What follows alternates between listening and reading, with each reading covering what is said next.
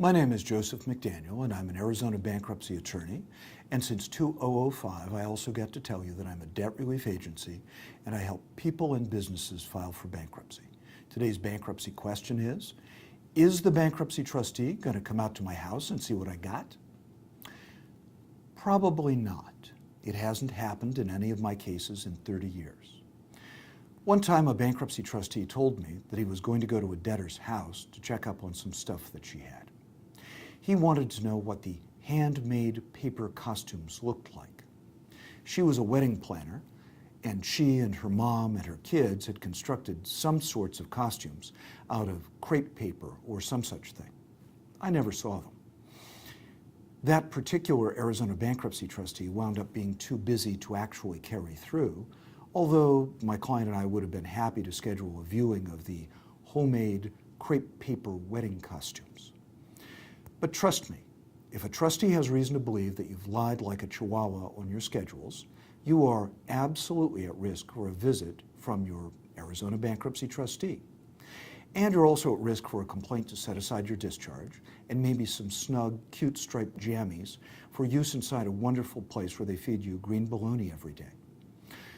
I fire clients every now and then. Not often at all, but it happens. One reason I'll refuse to take a bankruptcy case or that I fire the bankruptcy client is a strong suspicion on my part that that particular debtor refuses to list their stuff. It might be sports memorabilia, it might be a Harley Davidson, it might be a wedding ring. But whatever it is, if I have reason to believe that the debtor is not playing fair, I'll talk to him about it, and if I don't like the answers, I'll give him a refund and send him to some other law firm that I don't like very much.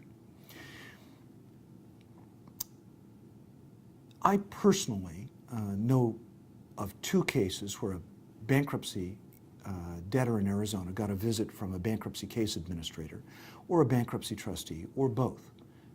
They were not my clients, just so you know. In one case, the debtor had taken a cardboard box full of dental tools next door and handed it to his neighbor and said something like, please hold on to these to help me commit some bankruptcy fraud, okay? And the neighbor, of course, said, sure, in a neighborly way. And in a neighborly way, the neighbor immediately called the bankruptcy court to blow the whistle on the jerk. Remember that honesty is the best policy, and that two people can keep a secret as long as one of them is dead. In another bankruptcy case of note, there were dead and dying horses in the backyard. Now, I don't know what news agency got on the back of the bankruptcy court in that case, but I guarantee you that if you have a horse and you file a bankruptcy in Arizona, that had better be one happy, frisky horse, because they care about that at the bankruptcy court. You may be less than frisky, but that had better be one cheerful, happy horse. Thank you very much.